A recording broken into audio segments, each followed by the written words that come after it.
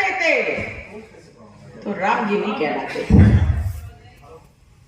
तो ध्यान रखिए, मैं अब क्या कह रही हूं कि आपके घर की बेटी, आपके रिश्तेदार की बेटी, आपकी समाज की बेटी, आपके आस पड़ोसियों की बेटी अगर आपके यहां से चली जाती है, विधर्मी हो गया, विधर्मी अपहरण कर लेते हैं और आप चुप रहते हैं, तो पुरुष कहलाने के, हिंदू कहलाने के लायक नहीं है।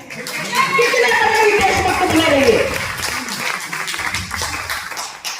और इसलिए चेतावनी देती हूं, यह समय है वीर सावरकर जी के विचारों पर चलने का। जिस समय जो परिस्थिति होती है उसमें वीर सावरकर जी बन जाइए, उसमें क्रांतिकारी बन जाइए, आप समझ लेंगे कि हम अपने देश का ऋण चुका रहे हैं। क्या कहा मैंने? तब तो मैं सांसद नहीं था। मैंने कहा हिंदू, अरे हिंदू है, जरा संतान पैदा कर लो, इस देश को संतान दे दो। बहुत पीड़ा हुई लोगों को, विधर्मियों को तो होना स्वाभाविक है, पर हमारे पत्रकारों को भी बड़ी पीड़ा हुई।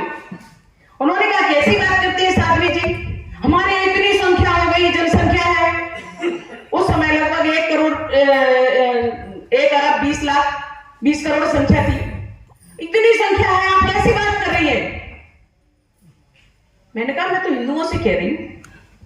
अरे मैं जिस कार्यक्रम में आई हूं वहां जो लोग बैठे मैं उनसे कह रही हूं, एक संतान